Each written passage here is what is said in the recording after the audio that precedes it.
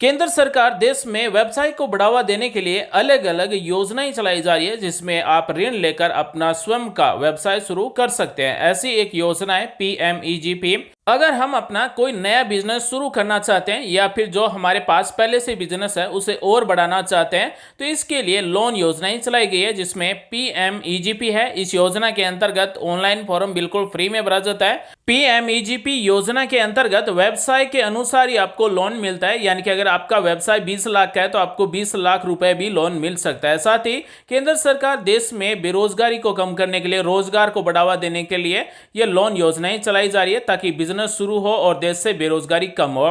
PMEGP loan के लिए कौन पात्र है? तो कोई भी व्यक्ति, चाहे वो महिला हो या फिर पुरुष हो, जिसकी उम्र 18 वर्ष से अधिक है, वो इस योजना में फॉर्म भर सकता है। साथ ही अन्य किसी योजना में लोन नहीं लिया हो और सब्सिडी प्राप्त नहीं की हो, तब आप इस PMEGP लोन योजना में फॉर्म भर सकते हैं। अगर आपकी एजुकेशन क्वालिफिकेशन 8वीं पास है तो आपको 5 लाख रुपए से ज्यादा का लोन मिल सकता है। या फिर आपका व्यवसाय पहले से है और अपने व्यवसाय को और बढ़ाना चाहते हैं, तो अगर आपकी एजुकेशन क्वालिफिकेशन 8वीं से कम है तो आपको 10 लाख रुपए से ज्यादा का भी लोन मिल सकता है। PMEGP यानी कि prime minister employment generation programme के अंतर्गत ऑनलाइन फॉर्म भरते समय आपका क्या क्या दस्तावेज होना चाहिए? तो पासपोर्ट साइज की फोटो की जरूरत होगी, पैन कार्ड की जरूरत होगी, आधार कार्ड की जरूरत होगी, परियोजना रिपोर्ट यानी कि आपका प्रोजेक्ट रिपोर्ट आपके पास होना चाहिए। अगर आपके पास नहीं है तो इस वेबसाइट से भी आप डाउनलोड कर सकते हैं। अगर लोन लेने वाला अनुसूचित जाति, अनुसूचित जनजाति, OBC, अल्पसंख्यक है तो जाति प्रमाण पत्र की जरूरत होगी। साथ ही फॉर्म भरने वाले का हाईएस्ट जो भी एजुकेशन क्वालिफिकेशन है उस मार्कशीट की जरूरत होगी। दोस्तों, वीडियो में आपको PMEGP लोन योजना की पूरी जानकारी दी जाएगी, इसलिए आप इस वीडियो के साथ शुरू से अंत तक बने रहिए। साथ ही आपको PMEGP योजना के अंतर्गत डिजिटल मार्केटिंग के बारे में भी सिखाया जाएगा।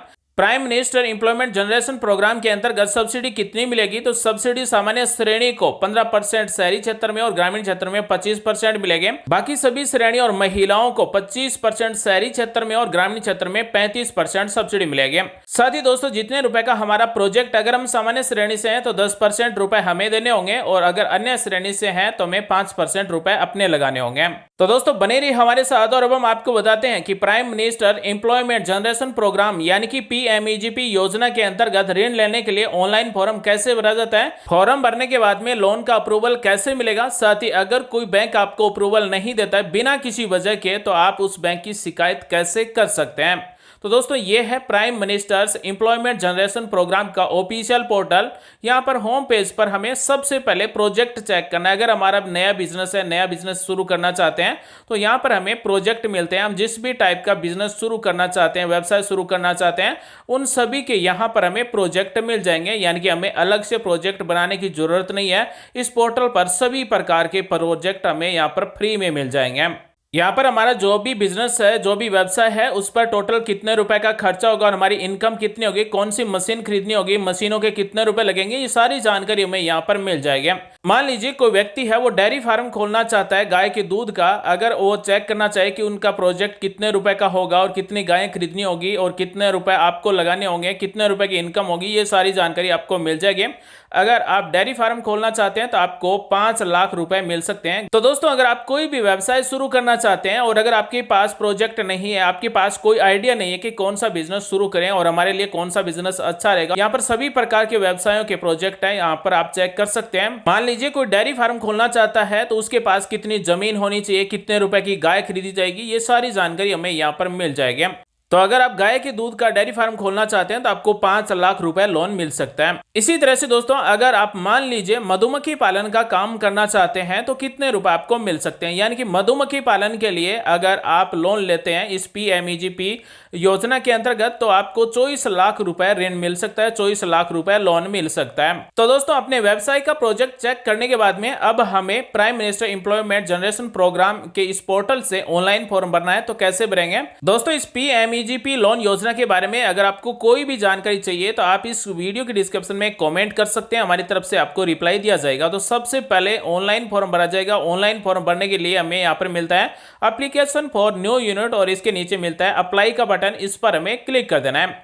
अप्लाई पर क्लिक करने के बाद में ऑनलाइन फॉर्म इस तरह से ओपन हो जाएगा। यहाँ पर 1 नंबर पर सबसे पहले जो भी फॉर्म भर रहा है उसके आधार नंबर टाइप करना है। उसके बाद में अगर आधार कार्ड नहीं बना हुआ है, एनरोलमेंट ID नंबर भी यहाँ पर टाइप कर सकते हैं। उसके बाद में 2 नंबर में पूछा गया आवेदक का नाम, यानी कि जो भी महिला पुरुष आवेदन कर रहे हैं उसका नाम यहाँ पर हमें टाइप करना होगा।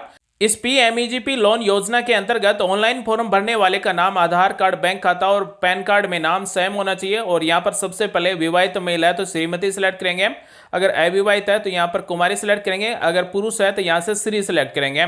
अगला स्टेप है स्पॉन्सरिंग एजेंसी यानी कि प्रायोजक एजेंसी। आप अपने क्षेत्र में केवीआईसी कार्यालय है यानी कि khadi and village industries commission में आप संपर्क कर सकते हैं या फिर ऑनलाइन पोर्टल पर भी जानकारी प्राप्त कर सकते हैं। अगर हम प्रायोजक एजेंसी केवीआईबी सेलेक्ट करते हैं तो इसका मतलब khadi and village industries board यानी कि केवीआई में भी अपने क्षेत्र में जहां पर भी है वहां से संपर्क कर सकते हैं। उसके बाद में राज्य का नाम सेलेक्ट करेंगे, डिस्ट्रिक्ट का नाम सेलेक्ट करेंगे, उसके बाद में प्रायोजक का कार्यालय जो आपका डिस्ट्रिक्ट है वहां पर ही होगा तो इसे सेलेक्ट करेंगे। उसके बाद में यहाँ पर महिला पुरुष सेलेक्ट करेंगे, डेट ऑफ बर्थ इस तरह से टाइप कर देंगे। उसके बाद में आपकी जो भी सामाजिक श्रेणी है, जनरल है, SC ST OBC EWS जो भी श्रेणी है वो सेलेक्ट करेंगे।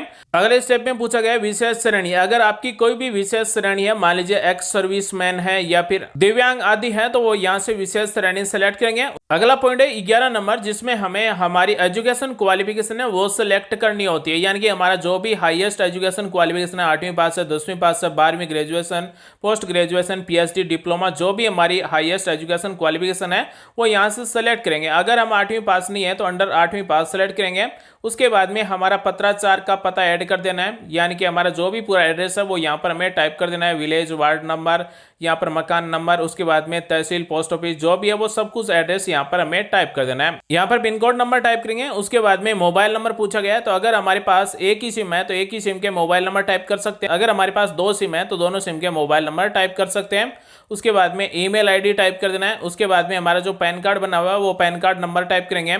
अगला स्टेप है 13 नंबर, जिसमें पूछा गया इकाई का स्थान यानी कि हमारा जो व्यवसाय है वो कहां पर है, ग्रामीण में है या फिर शहरी में है। अगर हमारा ग्रामीण में है तो रूरल सेलेक्ट करेंगे, अगर हमारा व्यवसाय शहर में है तो हम अर्बन सेलेक्ट करेंगे। उसके बाद में हमारा जहां पर भी व्यवसाय है वहां का पूरा एड्रेस हमें यहाँ पर टाइप कर देना है। अगर हमारा पत्राचार का पता और हमारे व्यवसाय का पता सेम है तो हमें यहाँ पर copy communication address to unit address पर क्लिक करके पूरा एड्रेस कॉपी कर सकते हैं। उसके बाद में पूछा गया गतिविधि का प्रकार यानी कि हमारा जो व्यवसाय है किस टाइप का है, मैन्युफैक्चरिंग का है, सर्विस का है या फिर ट्रेडिंग का, तो वो हमें यहां पर सेलेक्ट कर लेना है। उसके बाद में सेलेक्ट इंडस्ट्री या फिर एक्टिविटी यहां से सेलेक्ट कर लेनी है। हमारा अगर व्यवसाय है वो मैन्युफैक्चरिंग का है तो मैन्युफैक्चरिंग से संबंधित जो भी एक्टिविटी है वो सभी आ जाएगी। अगर सर्विस से संबंधित है तो सर्विस से संबंधित सारी एक्टिविटी आ जाएगी।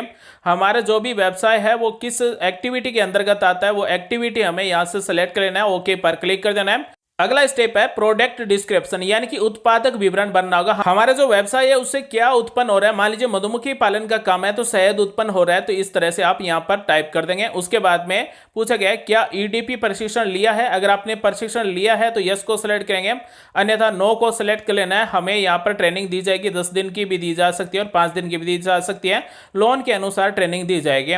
अगला स्टेप है परियोजना की लागत। हमारा जो प्रोजेक्ट है, हमारा जो व्यवसाय है वो कितने रुपए का है, टोटल पूंजी कितने रुपए व्यय होगी और इस व्यवसाय के लिए हमारे पास कितने रुपए है वो हमें यहाँ पर टाइप करना है। उदाहरण के तौर पर मान लीजिए अगर हम सामान्य श्रेणी से आते हैं और अगर हमारा जो व्यवसाय है वो 10 लाख रुपए का है तो हमें यहाँ पर 1 लाख रुपए अपनी तरफ से इस व्यवसाय में लगाना होगा, क्योंकि सामान्य श्रेणी के लिए कार्यशील पूंजी है वो 10% दी गई है, बाकी अन्य श्रेणी और महिलाओं के लिए 5% अपनी कार्यशील पूंजी लगाना जरूरी है। उसके बाद में बैंक विवरण भरना होगा। हमारा जहां पर भी बैंक खाता है उस बैंक का नाम यहां से सेलेक्ट करेंगे और यहां से IFSC कोड सेलेक्ट करेंगे, पूरा बैंक का एड्रेस आ जाएगा। यहां पर हम 2 बैंक की डिटेल भर सकते हैं। तो साथियों PMEGP लोन योजना के अंतर्गत हम जिस भी बैंक से लोन लेना चाहते हैं उस बैंक का हमें यहां पर IFSC कोड सेलेक्ट कर लेना है और इस PMEGP लोन योजना के अंतर्गत अधिकतम हम 2 बैंकों के नाम सेलेक्ट कर सकते हैं यानी कि 2 बैंक सेलेक्ट कर सकते हैं।